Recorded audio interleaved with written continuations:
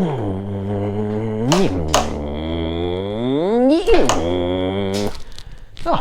hey, welcome to the Ridden Dad channel. If you don't know who I am, my name is Chris, and this is my 2020 Harley Davidson Lowrider Grom. This is my 2020 Honda Grom, and that is my 2020 Lowrider S by Harley Davidson. Today's video, as you saw in the thumbnail, is going to be all about the Grom and kind of my initial review of, you'll see I talk about it, it's right around my 100-mile review, and I'll put a link to the video up here as well so you can see basically my initial reveal of this bike and what I plan to do with it, and what it's all about. Ridden Dad YouTube channel, it's the Ridden Dad YouTube channel, it's the Ridden Dad YouTube channel, it's the Ridden Dad.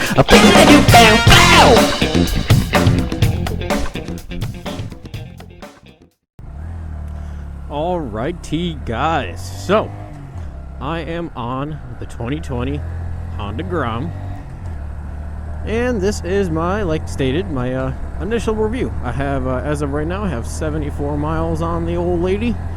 No, she's a young lady, I guess. She's brand new, but 74 miles by the end of this little, kind of ride and little just enjoyment day today for me. I'll probably have right around 100, so it'll be probably close to about a 100-mile review.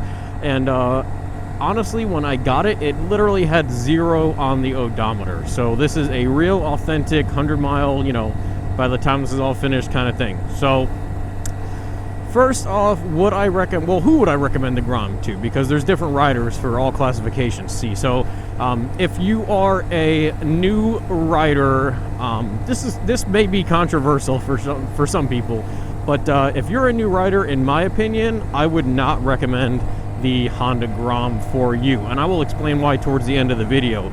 But yeah, I would not recommend the Honda Grom for new riders. There's a couple reasons why, but like I said, we'll get into that later. So who would I recommend the Honda Grom to? I would recommend it mostly to somebody with at least one other motorcycle, and I'll explain why later on as well. But yeah, so all right, what do I think of the Honda Grom? I think it's hilarious, but in a good way. It's incredibly slow, which is sort of fun because you really, it's damn near impossible to get in trouble for speeding on this sucker. So if you're someone that has a tendency to just speed like crazy on a motorcycle all the time, this is something that you definitely will not have that issue with. You can see right here, green light. We're gonna give it all she's got on this acceleration, and I am flooring it. I'm flooring it. It's only got 4 gears, guys. All right, and that's where we would switch gears anyway. So I'm just gonna take some scenic, not really scenic, just some little, kind of city routes, see if I can find some roads that I found the other day that were kind of fun. But yeah, it's not fast, but that being said, it's also not incredibly slow. It's still a motorcycle, guys. A lot of times what people have to realize when switching from cars to motorcycles is you get a slow car and it's not fun because it's a slow car. A car is designed as pretty much just a means of transportation. There's really, in my opinion, there's nothing too fun about it until you get, like a fun car. Just a standard run-of-the-mill 4-door sedan that is not quick at all, not even a manual. That's not fun. But bikes, their nature is just fun. They're classified as recreational videos. Unfortunately, for us living in USA and Europe, and that's where most of my audience comes from. I think a couple from Canada as well. These are developed places where motorcycles are a recreational activity for the vast majority of us. So what that means for us is pretty much no matter what kind of motorcycle you get on, it's gonna be fun. Even though it's a slow bike, as far as motorcycles go, it's still an incredibly fun bike and fairly quick when you compare it to a car. Now, is a 2012 Corolla gonna beat this off the line in top speed?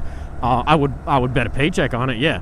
But this is gonna be a lot more fun. You're gonna be shifting through gears, so it's just overall a more enjoyable experience.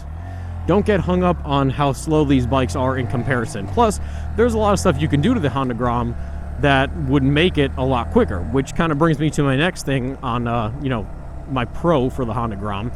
is that everything is so cheap with these bikes. I mean, besides the fact that the bike is super cheap to begin with, you can get a big bore engine kit, you can get a full exhaust system. I mean, you can get so much stuff for these bikes and spend less than $1,000. I mean, it's insane just how much stuff they have for these bikes and how cheap it is. I mean, you look at a full exhaust system for any other bike, let's say a Harley or something, because that's obviously what I'm comparing it to mostly, and you're looking at least $650, $700.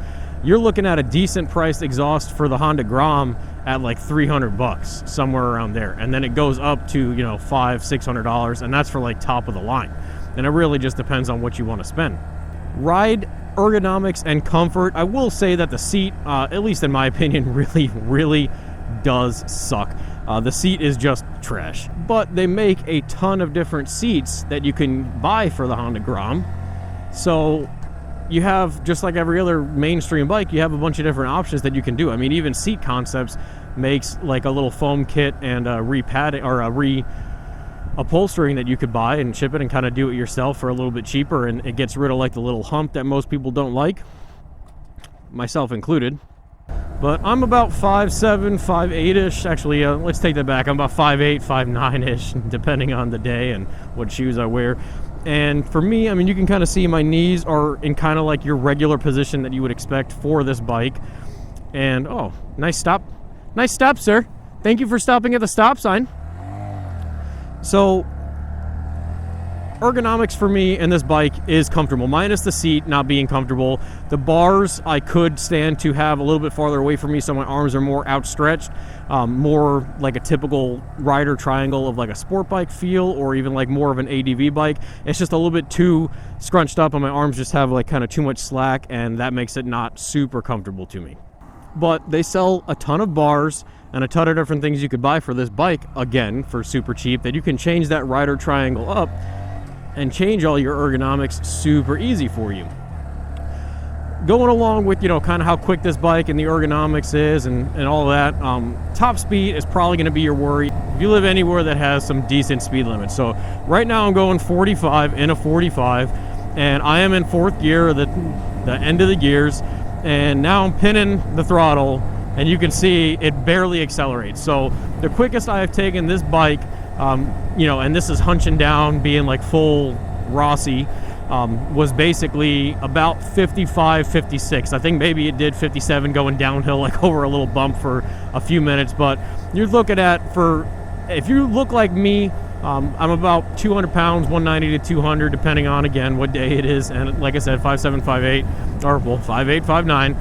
If you are in somewhat similar to that profile, you're probably looking at around the same top speed with a completely stock Grom. And this is the new Groms.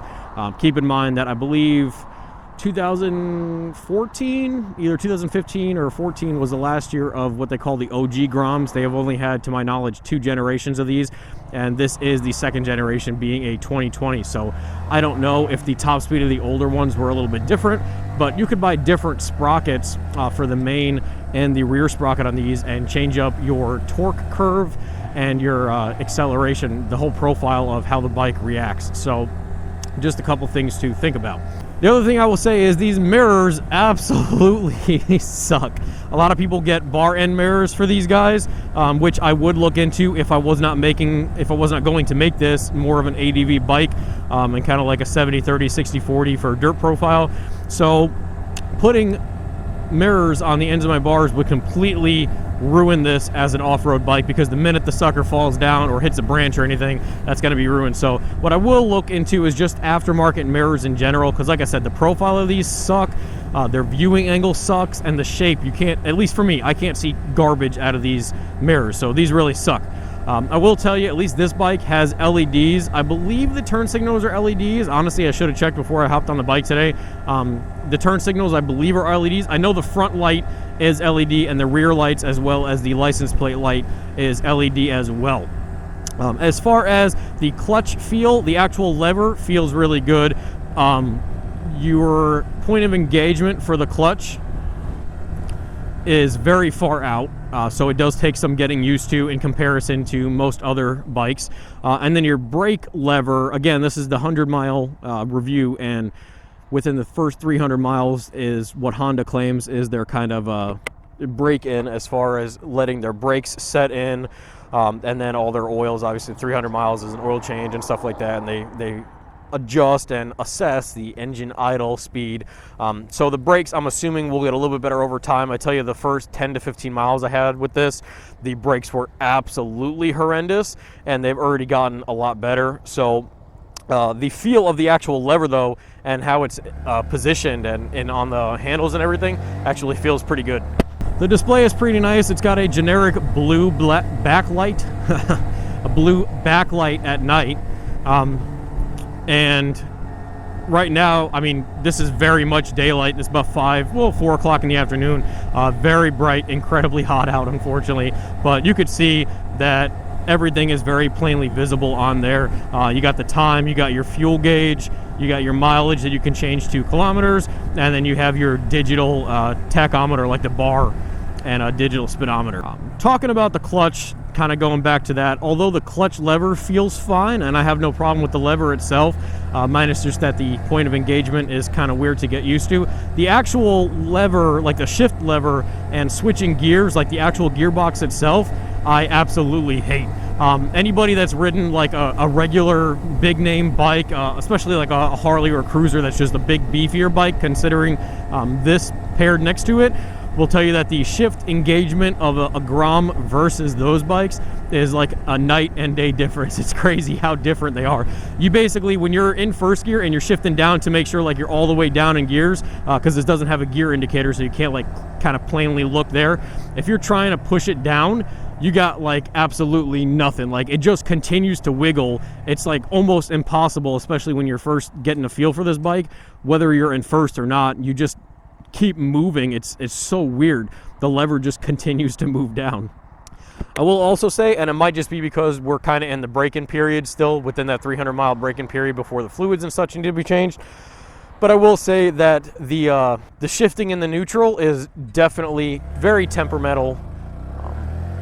And in my experience, it's been almost impossible to shift to neutral from first going up towards second. I've always had to shift it up to second and then just lightly kind of kick it down, barely kind of like tap it with the, my whole foot, instead of flicking it up with my toes like you would usually try to do it. So again, maybe that's something that will get better over time. We'll see. It does have pretty much your typical hand controls, as most metric bikes do. You have your brights and regular lights here. You have your horn, your turn signals left and right, and you push it in the middle to cancel, and then your electric start on the right, as well as your engine kill switch, and then your key goes right there with the fork lock right in the middle. And then obviously you have your gas tank that is keyed as well. I will say something about this bike that I did just remind myself of. Even for me being shorter, sometimes, and this only is obviously when you're not leaning into turns. This is going like U-turns and short little turns, under 5 miles an hour, stuff like that. When you go to turn the bar all the way to the right or the left, it will kind of hit your knee. And like I said, it's not too much of a concern, because it's not like you're going high speed and you're going to wind up hitting something because of it, because it locks out and you don't have any room, because when you're going higher speed, you're leaning the bike over and your handlebars aren't moving that much. So like I said, not too big of a concern, but just something to note. I'm just trying to give you guys every little piece of information that I've been able to get from the bike within my, like I said, first about 100 miles of riding the sucker. Even though I did just complain about the feeling of the gearbox on it, I will say that matching revs for shifting up and down and stuff, mostly, matching revs for shifting down, but just in general of finding like your shift points and everything, once you get used to this bike, I do find that those are pretty easy and they come naturally, and it's incredibly easy to rev match this bike when shifting down, especially compared to anything else I've ever ridden. It takes a lot less effort for this, and it also might be just because there's not that much of a rev limit to obtain, and the gears are relatively close together, and your engine is not as torquey as a bigger bike like a leader bike. So the other cool thing about this bike is, because it is so small and so light, when you're taking corners at a normal speed, it feels like you're going a lot quicker than you actually are. So what that allows you to do is just have a bunch of fun with the bike, going the speed limit, not breaking any laws, not being a menace to traffic, you know, not being stupid about it and getting yourself in trouble or causing yourself injuries or anything like that. And it allows you just to really have fun with the bike for basically what motorcycle riding is all about, and just having fun. Because it is a smaller bike, you actually feel obviously lower to the ground than other bikes, and that also adds to your feeling of speed and overall enjoyment of the actual bike. Woo-wee.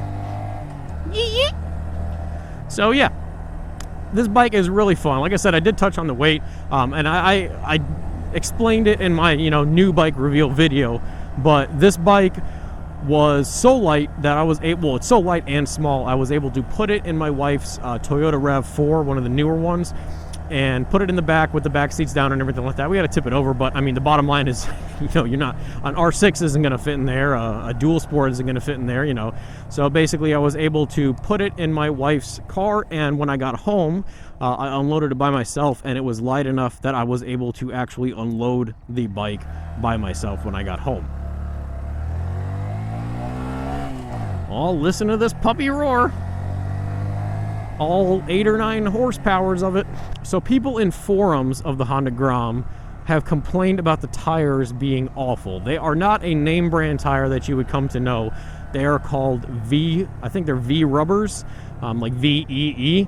They have a website, so it's not like it's like a China knockoff thing or whatever. It's like a normal brand tire, but it's obviously not, one of your big name Michelin's or Pirellis or Dunlops or, stuff like that. So because I guess they have just become known for being so terrible, people pretty much immediately change them out. And since I was doing, or I'm going to do, an ADV build with this bike, I have basically come to terms with dealing with these rubbers as, for probably the next couple of months until I wind up getting some more stuff and then just buying the ADV tires. So there's no reason for me to buy the tires right away, because honestly, in my opinion, I don't think these tires are that bad. You'll see they actually have pretty decent grip too. I mean, I didn't even give the brakes all she had on that, and that stopped pretty good. And normally you would not feel any kind of, confidence in these tires just based on what everybody has said about them on the forum. So I'm not sure if V-Rubber has gotten better over the years, and it's just, because I haven't seen anything recent about them on the forums or what, but it definitely has not made me nervous about these tires after actually riding on them. And that being said, you're not going 80 down the interstate and taking tight turns around corners and stuff like that. Like I said, my top speed I've ever hit in this was like 56-ish. So you're not going super fast to the point where you actually have to worry too much about that. But there are other options. Pirelli makes a tire that fits this. Michelin's make a tire that fit this. Maxxis, Shinko. There's a couple name out there, both like a dual sporty style and also like just a pure road style. So you do have options. But like I said, for me right now, just know if you're reading one of these forums and saying, oh, well, if I get a Honda Grom, I'm going to have to buy tires immediately. A new one at least, I would not say that's something you definitely need. I've ridden in wet weather with these so far, and then I've ridden, I've tested out the brakes and stuff like that, and in no way do I feel that these tires are unsafe. Now, do I trust them as much as I trusted my Pirelli Angel GTs that were on my Hayabusa a couple years ago? No, absolutely not. But like I said, not terrible for the speeds you're going and for the weight of this bike. I wouldn't worry about it.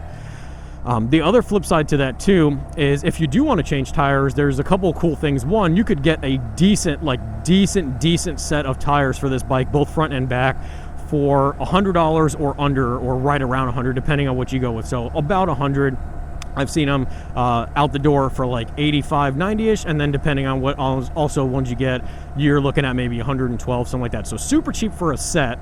And then the cool thing also, because these wheels and tires are so small and the top speed is so low on these bikes, these wheels, even from factory, do not come balanced with either the beads inside or the actual little lead weights, stickied to the actual wheel itself.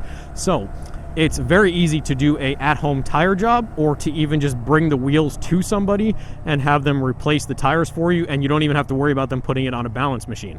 Now, I did touch on how fun it is to ride this bike in general, and that it feels like you're going faster than you actually are. And then I also touched on the comfort of the seat was an issue for me, but I want to be very clear about this next statement. The suspension is trash. So the front suspension pretty much bottoms out when you sit on it, almost does the rear as well. The front is just worse, and it's like a pogo stick. I mean, you sit on it and you feel like you're literally sitting, it just bounces right. I'll be honest, the suspension feels cheap. To me, the suspension feels legitimately really cheap. Now, that being said, Öhlins makes a cartridge kit for it, for the front forks, and as does Racing Bros makes a front. Those are the only two, at least big names that I've seen so far that I would trust, make a front fork kit for it, or a front cartridge for the forks kit. So I haven't seen one from Racing Bros, although I would imagine it exists, but I know for sure Öhlins makes a rear shock, and it's even got like the little piggyback reservoir on it as well. And there are some other people that make some shock stuff, but just so you guys, if you're thinking about buying a bike like this, have some peace of mind that a big name company that knows what they're doing and stands behind their product, they do make products for this bike also. All right, so I think we have gotten to the point where I can finally tell you guys why I would not recommend this bike for a beginner. And this is gonna go kind of personal for me, like my personal relations to this, because when I was a beginner, for those of you who have been following the channel for a while, I started on a Suzuki GSX 500, which is kind of a sport bike. It's not like a super sport like the Gixxers, but it basically was a 500. And I got really bored with that really quick, and that was a lot quicker than this bike was. So the reason I say, and it's the same reason I don't recommend necessarily buying used bikes for absolute beginners on motorcycles as well. And this is because it is so easy when you're new into motorcycling. It is so easy, in my opinion, to get lost in how boring it is and just give it up completely. So you can, obviously somebody could pick this bike up and be a beginner and 100% love it and be happy with it for commuting and everything, and that's great. But I would caution somebody as a beginner, a complete newbie on bikes, I would caution them against buying this bike as their first bike. It's going to seem tempting because it's a super cheap motorcycle. It's from a big brand. It's, one of your top 4 or 5 brands being Honda. There's a lot of support behind it. There's a lot of aftermarket support behind it. There's just a lot you can do with these bikes. It's a cool bike. I bought one. I like it, obviously. But I do want to really caution you as a beginner because it's, in my opinion, I think it would be super, super easy to just say, oh, this bike is so slow, like this sucks. After like a week or two of having this, you'd be like, this bike is just slow. I am not enjoying it anymore. It's boring to me, and just kind of give it up. Oh, that would be cool if you hit me, lady. Good job. So yeah, that being, said about the beginner thing, for people like me that have a second bike already, or if you've ridden in the past and you want to get back into it and money is an issue, or you just want to have something to have a little bit of fun on and stuff like that, then this bike would probably be cool for you also. So for me, I have my lowrider, my Harley, to take long trips on, to go to the highway, to have some fun with some real torque and some real horsepower numbers on a cruising or a cruiser application style.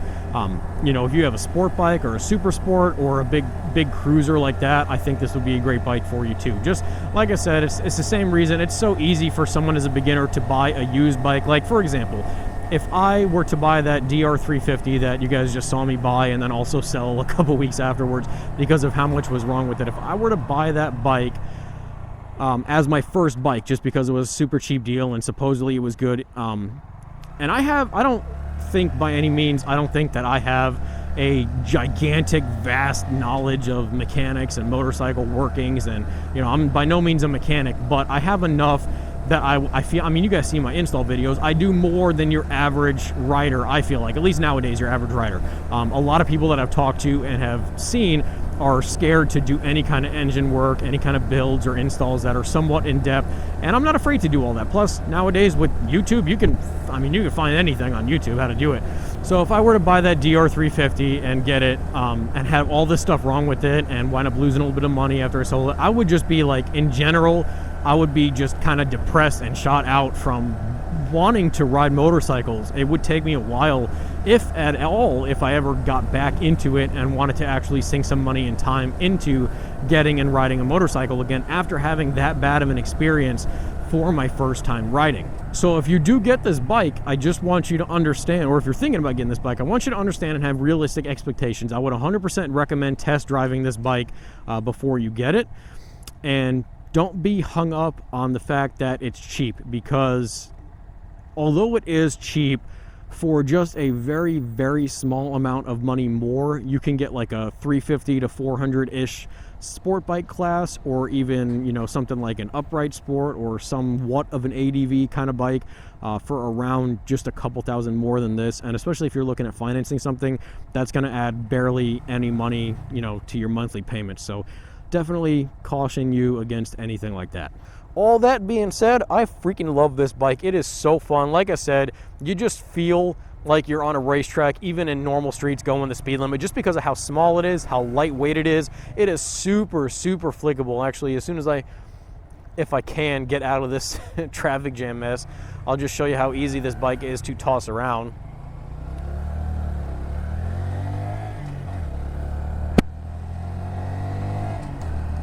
I mean, you could just see just how easy it is to just flick. I mean, it's just super, super nimble, and it just feels super light. And if the suspension was better, it would feel even that much better. The other thing about these bikes that I guess is worth mentioning, it doesn't really matter to me because all bikes in general do this for the most part, but gas mileage is insane for these guys. It's insane for most bikes. I have my lowrider, I have the tuner on it, the DynoJet Power Vision, and one of the little things I have is the real-time view on there is gas mileage, and I average like 80 or 90 miles per gallon on the highway, even going like decent speeds, or even in the city depending on what I'm doing. On this bike, I haven't physically tested it yet, but on this bike, I think I've seen some guys post about how they're making, or how they're squeaking. Okay, you're not gonna go, you're gonna let me go, thank you. How they're squeaking like, you know, 130 miles out of a tank, and a tank is nothing in this. I mean, the tank is the size of my leg. So the other thing, if this is something you're concerned about, like if you're getting a second bike or something, or if you're like me, I want to turn this into a dual sport, something you might be concerned, a little roundabout, this is a new street. Something you might be concerned about, well, hold on, I'm going to take it to the track real quick. So something you might be concerned about if you're going to take it off-road and stuff is just how quiet the bike is, because a lot of times, depending on where you're going, is close to houses. You don't want people to complain about you. If you ride with other people, you don't want to complain on the whole group. So sometimes being really quiet is important. For me, being quiet is a plus. I like loud bikes. My Harley is loud, loud within reason. But for an ADV bike, I believe the more quiet, the better, because you're going to be off-road. You don't want to be pissing people off when you're riding off-road. So stock, I doubt if you can even hear the actual exhaust in these, in the microphone this whole time, just because of how actually quiet this bike is from factory. So I will be getting a new exhaust eventually, but it's not because of noise. It's mostly because of performance. Getting a exhaust and a different air filter really opens these bikes up a lot and allows it to breathe and push the air out more efficiently with having better back pressure, and it opens up your top speed a little bit more, as well as just a little bit of tiny bit of torque increase. So yeah, that is my initial review on the old 2020 Honda Grom ski. I love this bike. This bike is super, super fun. There's a lot of stuff you can do with this bike. Like I said, I mean, if you're going to get this bike as your first bike and you're 100% on board with what it can and cannot do, just be real with yourself and upfront, and just be honest if you think this is going to be a bike that you're going to grow with and be able to have, at least for what you value, is worth it for the initial money that you're going to spend on it, because you are going to lose a little bit. That being said, Groms actually really do hold their value. At least if you're in Florida, where I've looked, pretty much every Grom I have found for sale used has been incredibly close to what a brand new bike costs, and in that respect, I think you're just dumb to buy a used bike for a couple of hundred of a difference in comparison to a brand new bike, because why? What's the purpose there? So guys, if you did enjoy the video, I would really appreciate it if you hit the like button, hit the subscribe button as well, and turn on post notifications too. That would really all help me out, and I would appreciate it very much. If you don't know who I am or what I do on this channel, I am the Ridden Dad. My name is Chris, like I said in the beginning, and basically I post review videos, install videos. I have build series playlists for all my bike and my YouTube channel. And I do ride videos, I do reviews, like I said, just a little bit of everything, but all motorcycle related. And like I stated in the beginning, and if you don't know anything about me, I do have a 2020 Harley Davidson Lowrider S as well that I have quite a bit done to, both cosmetically and performance. And I would really appreciate if you checked out any of those videos as well. I always enjoy interacting with you guys, and I love taking the feedback. You know, whatever you guys have, either if you just want to comment on the video or request something that's done about something you see me using or something I have an opinion on or anything like that. So I think that's going to wrap it up for me. I am going to ride a little bit longer, fill up the bike with some gasoline, and take her on home for some pot roast tonight. This is a video that YouTube thinks you're gonna like, and this is a video that I just recently uploaded. Watch one or both of those, and until next time, guys, ride safe, have fun. Dad out.